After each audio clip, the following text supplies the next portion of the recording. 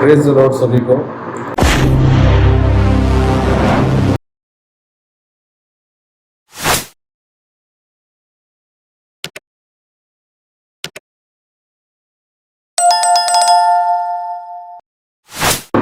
परमेश्वर का बहुत बहुत धन्यवाद देता हूँ मैं एक बार कि उसने एक अवसर दिया, एक मौका दिया उसके सुसमाचार से सुनाने के।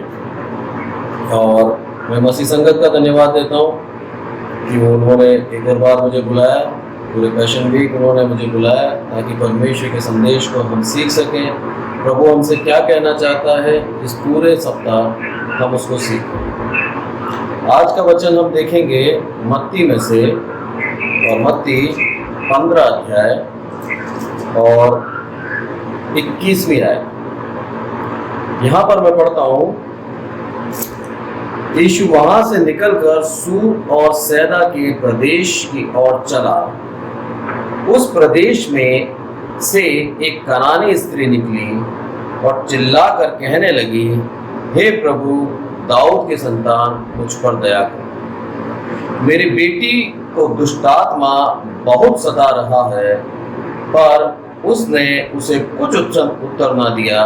तब उसके चेलों ने आकर उससे विनती की, उसे विदा कर, क्योंकि वह हमारे पीछे चिल्लाती हुई आ रही है। ये समय वो है जब प्रभु सूर और सैदा के प्रदेश से चला गया और वहां से पीछे से एक स्त्री चिल्लाती हुई उनके पीछे आ रही है, जो कि एक कनानी है। अब स्त्री का यदि थोड़ा सा बैकग्राउंड हम देखें कि स्त्री कौन है, तो ये वही स्त्री है जो कनान देश के अंदर परमेश्वर के विरुद्ध या फिर अन्य देवी देवताओं को मानने वाले लोग थे। प्रभु यीशु मसीह को नहीं जानते थे, ना ही परमेश्वर की स्तुति आराधना करते थे, और ये पूर्ण रूप से अपने आप को अपने हिसाब से जीते थे। और परमेश्वर ने जब इजिप्ट से, मिस्र से कनान देश लेके गया, तो इन लोगों को वहां से निकालकर पूरे कनान देश में इस्राएलियों को बसा दिया। ये इस्राएलियों के दुश्मन थे। ये स्त्री आके चिल्लाने लगी है, और ये स्त्री आके बोलती है कि मेरी पुत्री को जिसमें दुष्टात्मा है निकाल। और यहाँ पर हम देखते हैं कि प्रभु यीशु मसीह इसको क्या बोलते हैं, कोई उत्तर नहीं देते। उसने उसे कुछ उत्तर ना दिया। अभी तक हम देखते आ रहे हैं कि जो कोई प्रभु यीशु मसीह के पीछे आता है, हर एक व्यक्ति के लिए प्रभु यीशु मसीह तैयार है, खड़ा होता है, उसको चंगा करता है, और उसके विश्वास के द्वारा वो चंगा होता है और प्रभु यीशु मसीह की महिमा होती है। यहाँ भी हम देखते हैं प्रभु यीशु मसीह किस तरह से अपनी महिमा कराते हैं। और पहली बार हमें देखने में आता है कि प्रभु यीशु मसीह ने इसको कोई उत्तर नहीं दिया। जब ऐसा हुआ तो चेले, जो कि प्रभु यीशु मसीह को जानते थे, प्रभु यीशु मसीह से कहने लगे कि हे प्रभु, हे गुरु, इसका क्या कर। तब उसके चेलों ने आकर उससे विनती करी कि इसे विदा कर, क्योंकि ये हमारे पीछे चिल्लाती हुई आ रही है। इसका दुख भी सुन ले और इसको विदा कर, क्योंकि मालूम है कि प्रभु यीशु मसीह को, प्रभु यीशु मसीह के पास हर एक दुख का क्या है, निवारण है। और चेले उसके पास आके कहने लगे कि प्रभु, इसके दुख का निवारण तू कर सकता, मतलब तेरे से विनती और प्रार्थना है, इसके पुकार को तू सुन ले।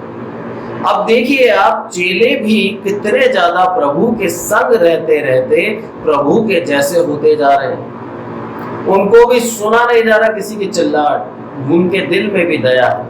और प्रभु यीशु मसीह तो खुद दया का सागर, और प्रभु यीशु मसीह जानबूझकर यहाँ पर उस स्त्री के इग्नोर कर रहा है, उस स्त्री से की बातों को नहीं सुनता। उसके पीछे कारण, वो कारण ये है कि प्रभु यीशु मसीह देखना चाहता था कि ये स्त्री सच में मेरे पीछे है या फिर दुनिया के कहने के अनुसार मेरे पीछे है।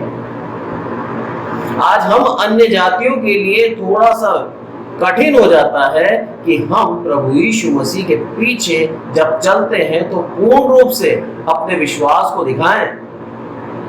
ये समय वो था जब परमेश्वर ने इस्राएली जाति को आशीष दे रखी थी और इस्राएली जाति को निज भाग करके ठहरा रखा था।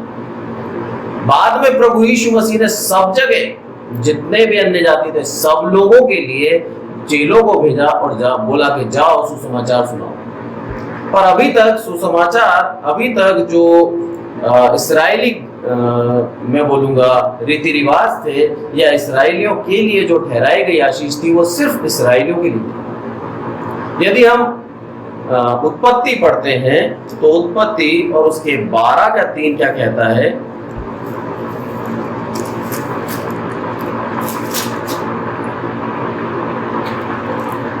यहां पर कहता है जो तुझे आशीर्वाद दे उन्हें मैं आशीष दूंगा और जो तुझे कोसे उसे मैं शाप दूंगा और भूमंडल के सारे कुल तेरे द्वारा आशीष पाएंगे।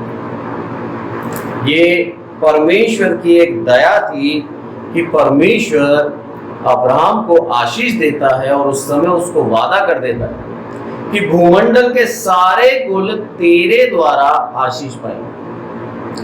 और इसी आशीष के द्वारा जो ये कहा गया था, इसी वचन के द्वारा इस स्त्री का निवारण हुआ। इस स्त्री को भी प्रभु यीशु मसीह ने इसकी पुकार भी सुनी, क्योंकि अब्राहम से एक वादा कर चुका था प्रभु कि तुझे जो शाप देंगे वो शापित होंगे, तुझे जो आशीष देंगे वो आशीष पाएंगे। और एक समय था जब इन करानियों ने इस इस्राएल के लोगों को मन से बुरा कहा होगा, क्योंकि जब इन्होंने उस देश को आके रहने लगे तब करानियों को वहां से निकाल दिया।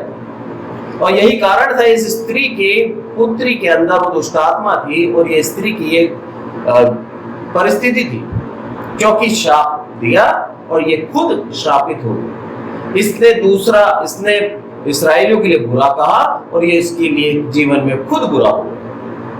ये वचन को ये हम आसान ना ले, वचन बहुत ही ज्यादा गंभीर है और हमारे मुंह से जो भी वचन निकलते हैं वो हम सोच समझ के निकालें, क्योंकि हमारे वचन असर डालते हैं हम कहाँ जाएंगे, स्वर्ग में या नरक में।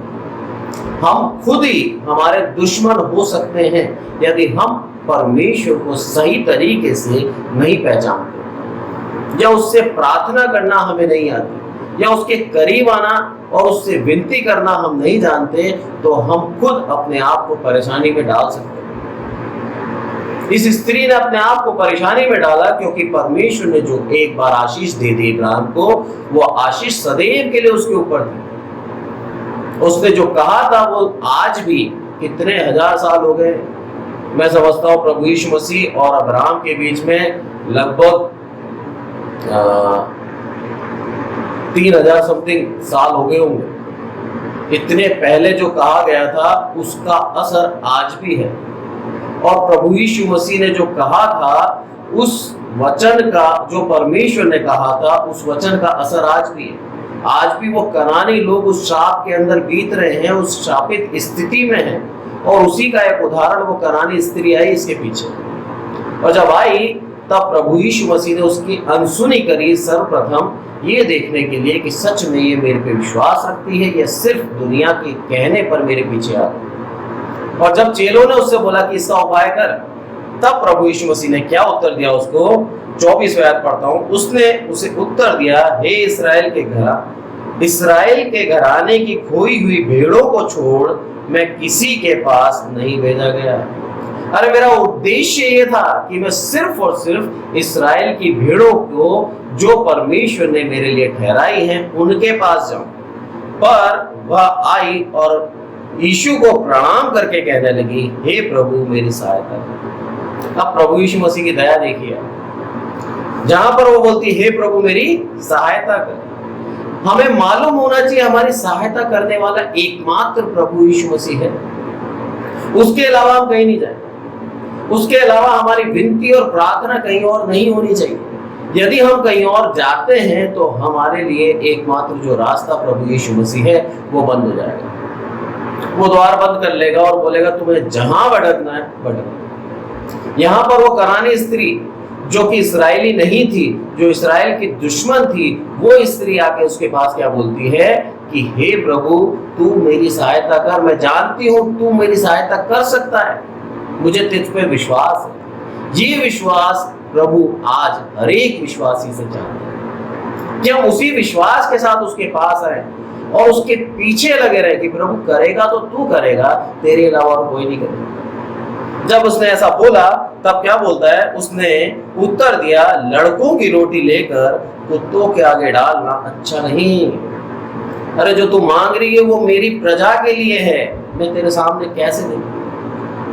और उसका विश्वास देखिए और उसकी जिद देखिए आप। उसने कहा सत्य है प्रभु, पर कुत्ते भी वह चूर चार खाते हैं जो उसके स्वामी की मेज से गिरते हैं। बोला अब प्रभु उसी आशीष में से मुझे दे दे, जो आशीष तूने सिर्फ और सिर्फ इस्राएलियों के लिए ठहराई है, उस आशीष में से मुझे दे दे। आज हम मांगे उससे कि प्रभु उसी आशीष में से तू मुझे दे दे प्रभु। बोला मैं हूं, परमेश्वर के विरुद्ध एक समय था मैं, परमेश्वर के खिलाफ एक समय था मैं, और अपने जीवन के पापों को यदि मैं देखता हूं तो मेरे अंदर कोई भी खूबी नहीं है, और मैं प्रभु तेरे नजदीक आने योग्य भी नहीं, और मैं प्रभु तेरे पास आकर तुझसे मांगने के योग्य भी नहीं। पर मैं चाहता हूं कि जो आशीष तूने ठहरा रखी है उस आशीष में से हमें दे दे। जब हम इस विश्वास से मांगते हैं और इस समर्पण से उसके पास आते हैं, तब प्रभु ने क्या बोला, इस पर यीशु ने उत्तर दिया, हे स्त्री तेरा विश्वास बड़ा है। ये चीज दर्शाती है कि कितना ज्यादा कठिन है प्रभु को प्रसन्न करना, कितना ज्यादा, बहुत ही ज्यादा कठिन मानता हूं मैं उसको प्रसन्न करना, क्योंकि वचन कहता है विश्वास के द्वारा ही उसको हम प्रसन्न कर सकते हैं और कोई तरीका नहीं। और जब प्रभु हमारा प्रसन्न हो जाता है तो हमारे हर एक काम को प्रसन्नता से कर देता है। कितना धन्यवाद दें उसको, और कितने कोशिश में लगे रहे उसको प्रसन्न करने के, क्योंकि जब तक हम उसको प्रसन्न नहीं करेंगे हमारे काम वहीं के वहीं रुके रहेंगे। हमें उसके पीछे पीछे जाना है, हमें उसको छोड़ना नहीं है। हो सकता है दुनिया हमें रोके, हो सकता है कि हमारे विरुद्ध में ऐसी बातें हो जाएं कि हमें खुद रुकना पड़ जाए, पर प्रभु का वचन ये कहता है कि उसके पीछे पीछे पीछे चलते रहो, क्योंकि जब तक हम उसके पीछे नहीं चलेंगे हम उसे प्रसन्न नहीं कर सकते। यूहन्ना 11:40 में क्या कहता है, मैं आप लेख पढ़ता हूं। यहां पे लिखा है, यीशु ने उससे कहा, क्या मैंने तुझे नहीं कहा था कि यदि तू विश्वास करेगी तो परमेश्वर की महिमा देखेगी। यहां पर बोलता हो लाजर के विषय में, पर विश्वास करेगी तो महिमा देखेगी। इस बात पे हम रहते। यदि हमारे अंदर विश्वास है और विश्वास हम पूर्ण रूप से उसके ऊपर करते हैं तो ये कंफर्म हो जाता है कि हम परमेश्वर की महिमा को देखेंगे। हम परमेश्वर की महिमा देखना चाहते हैं, हमारे जीवन में बड़े काम होते देखना चाहते हैं, हमारी प्रार्थनाओं को प्रभु पूर्ण रूप से सुन ले, ये हम चाहते हैं, तो उसके पीछे आंख बंद करके लगे रहें और पूर्ण रूप से जिद से उससे मांगे कि प्रभु तू दे, और तू ही दे सकता है। तू मेरा पिता है और मैं तेरा पुत्र हूं, तूने मुझे अधिकार दिया है। बोलो तू पूर्ण संसार के अंदर जो कोई तेरे पे विश्वास करता है वो तेरे करीब आ सकता है, वो तुझे प्रसन्न कर सकता है, क्योंकि वचन कहता है कि विश्वास से ही हम प्रसन्न कर सकते हैं उसको। यहाँ पर भी वो ये कहता है कि तेरा विश्वास क्या है, बहुत बड़ा है, और आगे बोलता है जैसा तू चाहती है तेरे लिए वैसा ही हो, और उसकी बेटी उसी घड़ी चंगी हो। आमीन। जैसा तू चाहती है वैसा ही तेरे लिए हो। प्रभु आज हमसे कहना चाहता है, बोला तेरा विश्वास यदि बड़ा है तो जैसा तू चाहता है वैसा ही तेरे लिए हो। उसमें आदर महिमा प्रभु को मिलेगी। यदि हमारे जीवन में हम पूर्ण रूप से परमेश्वर के करीब आना चाहते हैं तो पूर्ण रूप से हमारा विश्वास उसके ऊपर होना चाहिए, और पूर्ण रूप से जब हम उसके ऊपर विश्वास करते हैं तब प्रभु हमारे लिए कहता है कि तेरा विश्वास बड़ा है और जैसा तू चाहता है वैसा तेरे लिए। कितनी धन्यवाद देने वाली बात है कि हमारे विश्वास के द्वारा प्रभु मजबूर हो जाता है हमारी हर एक आवश्यकताओं को पूरा करने के लिए। प्रभु की दया देखिए आप, एक समय वो था कि इस स्त्री की अनसुनी करके आगे बढ़ गए, पर उसके विश्वास के द्वारा उसको रुकना पड़ा और उसके विश्वास के द्वारा उसको ये कहना पड़ा कि जैसा तू चाहती है वैसा तेरे लिए हो। ये है उस विश्वास की ताकत। आज हम इस विश्वास की ताकत को समझें और सीखें। इस विश्वास से हम बड़े बड़े कार्य कर सकते हैं जो हमारे जीवन में बहुत बड़े हैं, जिसके लिए हम सोच नहीं सकते कि हमारी शक्ति के अंदर है। उन बड़े कामों को भी हम इस विश्वास के द्वारा कर सकते हैं। प्रभु हमें बहुत प्रेम रखता है।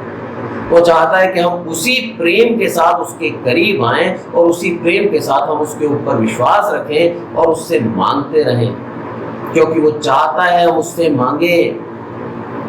आपको याद हो तो जब प्रभु बैठा था कुएं के पास और सामरी स्त्री आई थी, तब प्रभु ने क्या बोला? यदि तू जानती मैं कौन हूं तो मुझसे मांगती।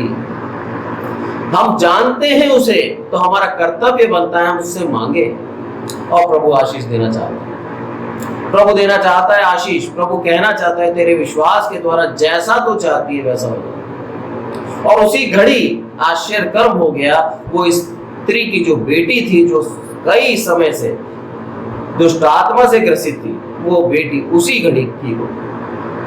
हम हमारी परेशानियों को उसी घड़ी ठीक कर सकते हैं यदि हम पूर्ण रूप से विश्वास में लगे रहें और मांगते रहें, प्रभु तू ही करेगा, तू ही करेगा, तेरे अलावा मैं कहीं नहीं जाऊं, तेरे अलावा मैं सोचूं भी नहीं कहीं जाने की, तू ही करेगा। जब इस विश्वास के साथ हम उसके पास आते हैं तब प्रभु हमारे लिए कहता है कि जैसा तू चाहता है वैसा करेगा। इब्रानियों निकालते हैं, इब्रानियों और उसका पहला 11 अध्याय और पहली आयत पढ़ता हूं मैं।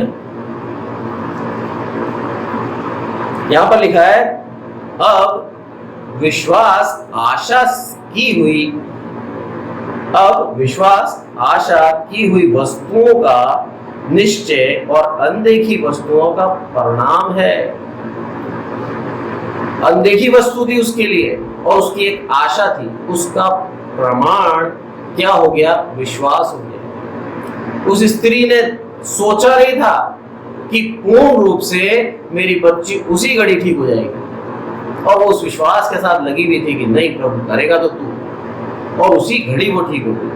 और इसका 11वां आयत में पढ़ता हूं तो इसमें क्या लिखा है कि पहले 6 पढ़ते हैं, और विश्वास बिना उसे प्रसन्न करना अनहोना है,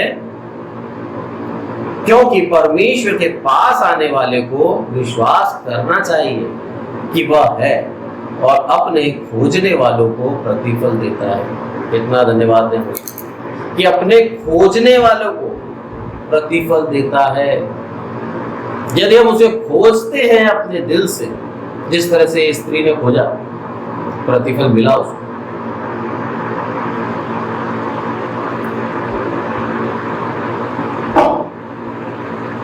पूर्ण रूप से उसके पीछे आई, पूर्ण रूप से उसकी समर्पण देखिए, पीछे चलती रही, उसको धुतकारने के बावजूद भी उसके पीछे चलती रही और प्रतिफल उसको मिल गया। चेले उसको भगा सकते थे, अनसुनी करने पर वो खुद भी निराश होकर जा सकती थी, पर उसके बावजूद भी लगी रही। हमारी प्रार्थनाएं कई बार अनसुनी होती हैं, या फिर हम बोले कई बार हमारी प्रार्थनाओं का उत्तर तुरंत नहीं मिलता।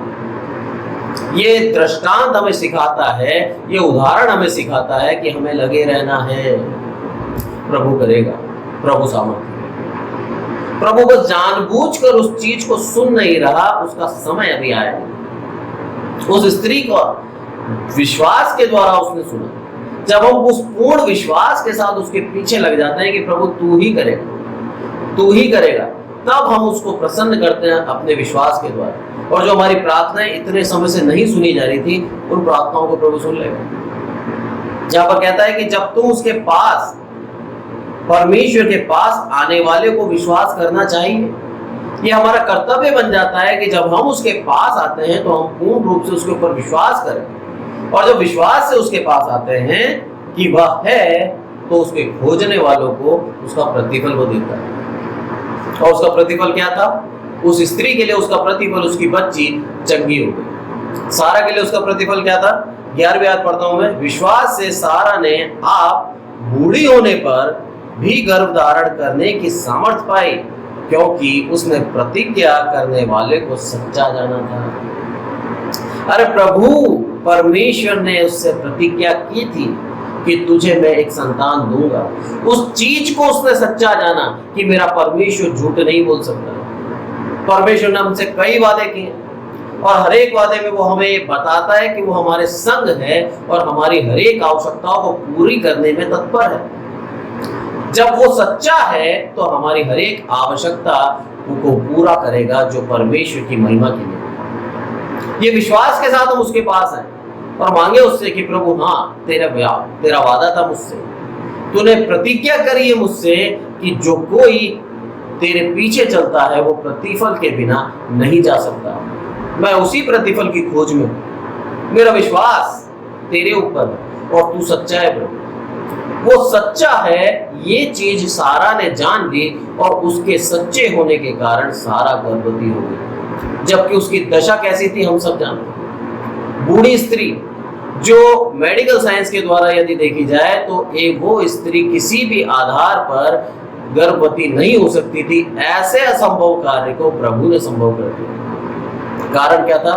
क्योंकि मैं सच्चा हूं और ये चीज सारा ने मान ली। यहां लिखा है साफ साफ, उसने प्रतिज्ञा करने वालों को, क्योंकि उसने प्रतिज्ञा करने वाले को सच्चा जाना था। अरे परमेश्वर ने प्रतिज्ञा करी है हमारे साथ, हम उसे सच्चा जाने। वो हमारे परिस्थिति को बदल सकता है, बदलता है यदि हम उसको सच्चा जानते हैं। तो ऐसी परिस्थिति जो असंभव है, हम सोचते हैं कि अब कुछ नहीं हो सकता, उसी समय प्रभु आकर अपनी सामर्थ्य दिखाता। सारा कह सकती थी प्रभु नहीं हो सकता, किसी भी हालत में नहीं हो सकता, क्योंकि मैं स्त्री हूं और मैं जानती हूं मैं गर्भ धारण नहीं कर सकती। पर उसने सोचा ही नहीं इन सारी बातों, उसने बस ये जाना कि मेरा प्रभु सच्चा है और उसको उसका प्रतिफल मिलेगा। आगे देखते हैं हम दूसरा कुरिन्थियों और उसका 5 का 7। इसमें क्या कहता है?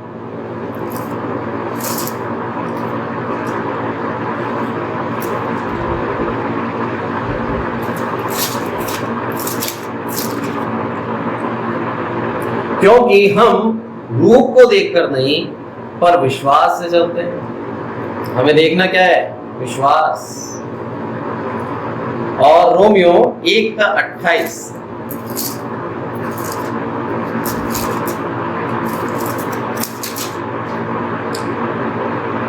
जब उन्होंने परमेश्वर को पहचानना ना चाहा तो परमेश्वर ने भी उन्हें अब उनके निकम्मे मन पर छोड़ दिया कि वे अनुचित काम करें। ये वही थे कनानी, छोड़ दिया उनको कि तुम अनुचित काम करो। एक तरफ हम देखते हैं उसके ऊपर विश्वास करने का प्रतिफल, अनहोनी चीज परमेश्वर हमारे लिए पूरी कर देता है।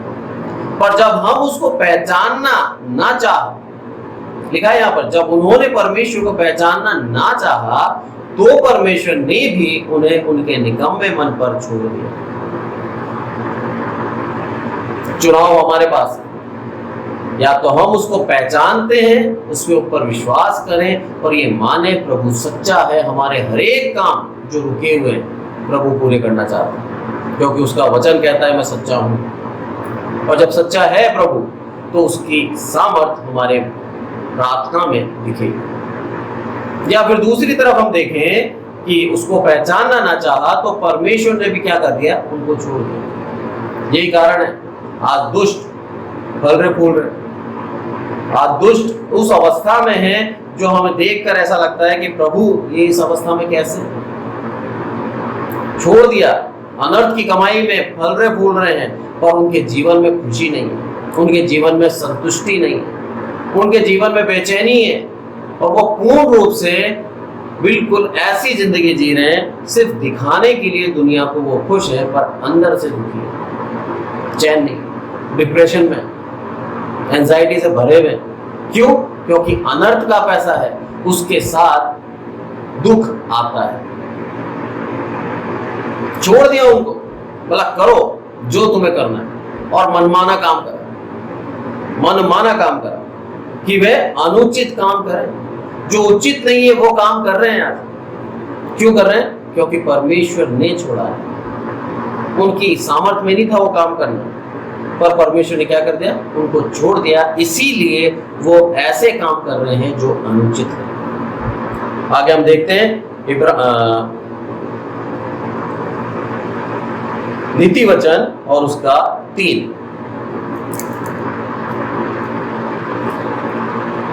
नीति वचन 3रा अध्याय और 5 और 6 मैं पढ़ता हूं।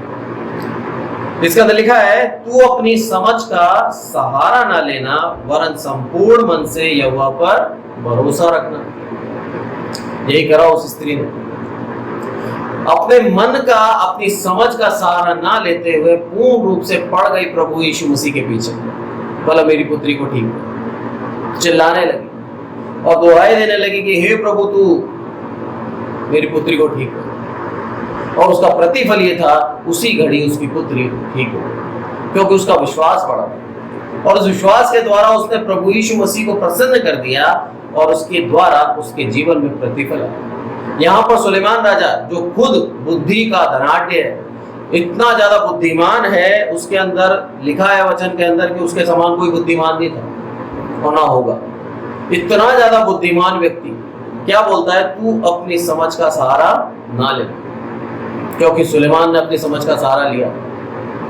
उसकी 1000 पत्नियां, 1000 पत्नी, और उन 1000 पत्नियों के लिए उसने जो दूसरे धर्म की थी, हर एक के लिए एक एक आराधना स्थल बनाए। और ये समय आ गया था कि जो सुलेमान पूर्ण रूप से परमेश्वर के पीछे था, उन आराधनालयों में जो उसने बनाए थे दूसरों के लिए, वहां पर भी वेदी पे बलिदान चढ़ाने लगा। वो गलत काम करे, उसने अपनी समझ का सहारा लिया, इसीलिए गलत काम किया। इसलिए बोलता है कि अपनी समझ का सहारा मत लेना, नहीं तो तू वो काम कर देगा जो परमेश्वर की दृष्टि में बुरा है। ये बात अलग है कि सुलेमान ने, सबोपदेशक के अंदर साफ लिखा है कि परमेश्वर हर एक कार्य का न्याय करेगा। वो जानता था कि उसने जो करा वो गलत है, इसलिए बोलता है हर एक काम का जो पृथ्वी के नीचे हम करते हैं उसका परमेश्वर न्याय करेगा। ये चीज सोच लेना, ये चीज जान लेना, उसके बाद तुम अपने जीवन को जीना। बोला मेरी बुद्धिमानी मेरे लिए श्राप बन गई, क्योंकि मैंने वो कार्य कर दिए जो परमेश्वर की दृष्टि में बुरा था। मैंने दुनिया को खुश करने के लिए, अपनी पत्नियों को खुश करने के लिए वो कार्य कर दिए जो परमेश्वर की दृष्टि में बुरा था। बोला मैंने अपनी समझ का सहारा लिया और मैंने वो काम करा जो परमेश्वर की दृष्टि में बुरा है। बोला तुम मत करना। ये सलाह थी उसके युवकों के लिए, उसके पुत्रों के लिए और आज हम सब के लिए। बोला अपनी समझ का सहारा ना लेना, वरन संपूर्ण मन से यहोवा पर भरोसा रखना। जब तू संपूर्ण मन से उसके ऊपर भरोसा रखता है, तब उस जीवन के अंदर तू उसकी महिमा देखेगा। तब देखेगा उसकी महिमा कि हाँ प्रभु तेरी महिमा में जीवन में देखेगा। और आगे क्या बोलता है, उसी को स्मरण करके सब काम करना। ये है सबसे बड़ी खूबसूरती। जब हम उसको स्मरण करके सारे काम करते हैं तो चाहकर भी हम बुराई में नहीं जा सकते, चाहकर भी वो काम नहीं कर सकते जो परमेश्वर की दृष्टि में बुरा है। क्योंकि जब हम उसको स्मरण करेंगे कि मेरा प्रभु तेरी आराधना के लिए, तेरी महिमा के लिए मैं ये काम करने जा रहा हूं, तो हम बुरे काम कैसे कर सकते हैं। इसलिए बोलता है कि उसको स्मरण करके क्या करना, सारे सब काम करना, तब वह तेरे लिए सीधा मार्ग निकालेगा। और सीधा मार्ग निकाल दिया उसने प्रभु यीशु मसीह।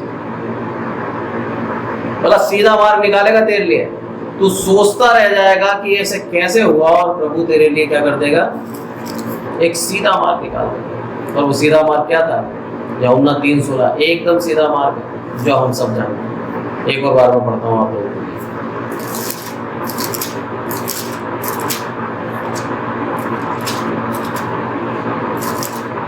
यहाँ पे लिखा है, क्योंकि परमेश्वर ने जगत से ऐसा प्रेम रखा कि उसने अपना इकलौता पुत्र दे दिया, ताकि जो कोई विश्वास करे वह नष्ट ना हो परंतु अनंत जीवन। ये है सीधा मार्ग।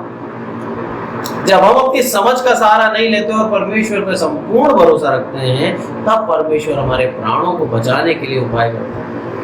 और उसने उपाय करा ना केवल हमारे लिए पर पूरी दुनिया के लिए, सारी मनुष्य जाति के लिए उसने उपाय कर दिया। प्रभु यीशु मसीह को दुनिया में भेज दिया ताकि जो कोई उस पर विश्वास करे वह नाश ना हो परंतु अनंत जीवन। आज हमने देखा विश्वास से कितने कार्य हम कर सकते हैं। उस कनानी स्त्री के विषय में देखा हमने कि कनानी स्त्री के जीवन के अंदर क्या था, सिर्फ और सिर्फ दुष्टता थी, सिर्फ और सिर्फ पाप था, सिर्फ और सिर्फ इस्राएलियों के विरुद्ध उसके दिल के अंदर घृणा थी।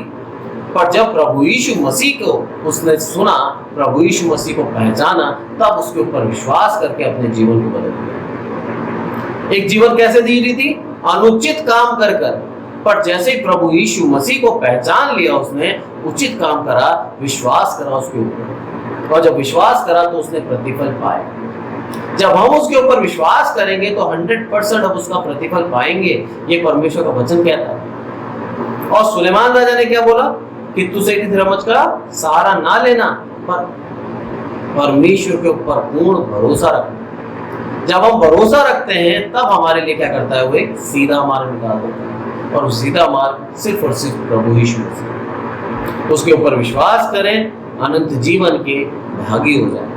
प्रभु चाहता है आज हम सबको अनंत जीवन देना। प्रभु चाहता है आज हम सबको स्वर्ग राज्य ले जाना। प्रभु इसीलिए हमें बार बार उसके वचन में बढ़ाता जाता है, बार बार उसके वचन से सिखाता जाता है कि हमें सिर्फ और सिर्फ उसके ऊपर विश्वास करना है।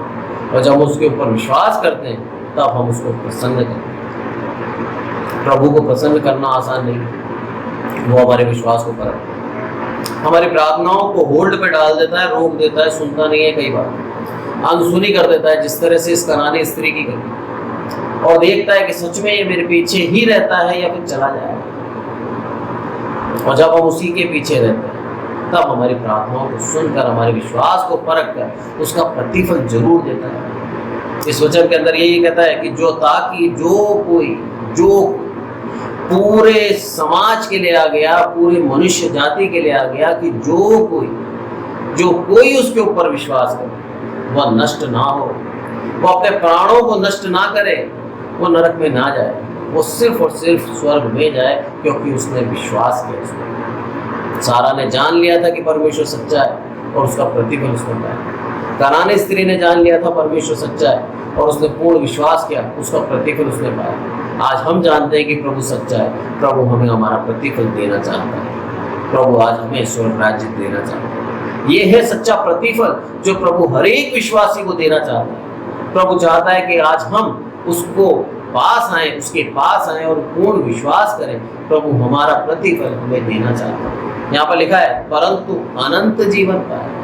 अनंत जीवन हमारे लिए ठहरा रखा है जब हम उस सच्चे मार्ग के ऊपर चलते हैं। सुलेमान राजा ने बोला वो मार्ग तैयार करेगा, सीधा मार्ग, और आज ये सीधा मार्ग है। हमें कुछ नहीं करना, कोई आडंबर नहीं करना, कोई हमें रूढ़िवादिता पे नहीं चलना, पुरानी शिक्षाओं को, पुरानी परंपराओं में उलझ के नहीं रहना, क्योंकि मत्ती के अंदर साफ साफ लिखा है पुरानी परंपरा के अंदर जो उलझे थे उनके विषय में वो कहता है साफ साफ कि तुम्हें ऐसा करने से कोई लाभ नहीं है। इसलिए हमें उन सब चीजों में ना जाते हुए सिर्फ और सिर्फ प्रभु यीशु मसीह के पीछे चलना, और जब हम चलते हैं तब हमारा प्रतिफल वो अनंत काल का जीवन तैयार। प्रभु हमें वो अनंत जीवन देना चाहता है। प्रभु हमसे इतना प्रेम करता है, वो चाहता है हम पूर्ण विश्वास के साथ उसके पीछे हैं। जब विश्वास के साथ हम आते हैं हम उसको प्रसन्न करते। प्रभु आज के वचन से हम सबको आशीषित करें। परमेश्वर का बहुत बहुत धन्यवाद।